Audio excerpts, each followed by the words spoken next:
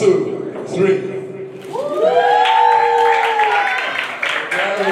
The Glory Lucas Foundation has launched My Safe Space Journal, an initiative designed to promote emotional literacy, healing, and self-discovery among teenagers and young adults. Now, the Safe Space Journal that we're here for, which is one that, can you guys see it? It is for 6 months. It has prompts each month, questions that were very intentionally created, very targeted questions. And the goal is every user that holds this journal, at the end of the 6 months, should possess enough equanimity. Now, equanimity means reaching a state of composure. Like you're just like, okay, hey, I'm in an absolute calm. That if they do need to seek for help, if they do have things that are bothering them, because the thing is, life will throw daggers at you. Life is not very easy. It's not very easy. But if you get to that point, you will be able to understand what exactly it is that you're going through at that time. And it wouldn't be a difficult thing or a hard thing for you to say, oh, I want to speak to a teacher. The launch themed Unmuted Expression, Identity and Dreams brought together students, educators, and mental health advocates to explore the importance of emotional well-being and self-expression. Different schools, different backgrounds, different culture, different upbringing, right? Yes. Okay, but you're here for one reason, right? What are you here for? To learn, to speak up, learn about a safe space, learn about more things, learn about life, and all of that. Glory Lucas Foundation, they've stepped out of their convenience or their comfort zone to create this amazing journal to help you safeguard your mental health. Mental health, when we talk about it, it doesn't mean that you are mentally ill. It doesn't mean you have gone bananas. It doesn't mean you have gone crazy. But you may if you don't safeguard your mental health.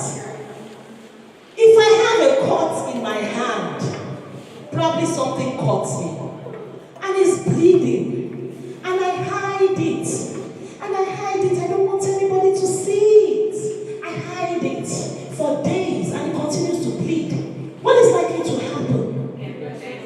It gets infected, and then probably I may bleed more, and all my clothes, yes, I will lose blood, and all my clothes will get stained. Have I added more problems? Yes. But if I take that wound, I take it to an adult, maybe mom, teacher, nurse, dad, counselor, and I say, look at what is wrong with me.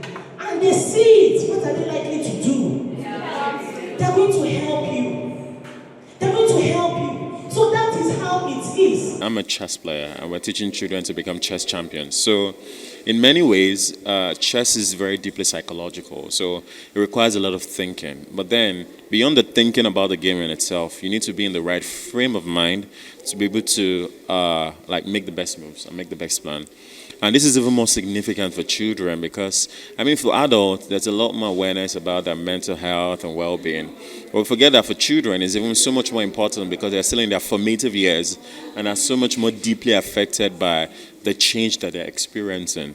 So I think it is very important, especially at this time, and even more important that we're able to create safe spaces like this to help the children be a bit more knowledgeable about understanding their mental health, about learning how to frame their minds even better, and learning from the adults in the room as well. The founder of the Glory Lucas Foundation, popularly known as Expensive Lucas, said education should extend beyond academics to include personal growth and emotional development. We want to give the users, mostly students, because the journals are for ages 10 to 17 primarily. They were designed for them in mind, to give them a safe space, as it's called, just a little home where they can express themselves, where they can look into their inner thoughts. So it's not just for emotions, it's also for dreams. What do you want to dream? Just be your unbridled, most realistic self, because we found out, like I said, also this is a very research-heavy project. We actually spent 5 months working on a sample base of over 500 teenagers in Lagos State, and we wanted to, just give them a tool to just express themselves and show that, just be as you are, just be unbridled, and also give them the agency that if they do need to seek for help, they know where to go to, they know how to. We focus on encouraging the next generation of high-level creatives and entrepreneurs.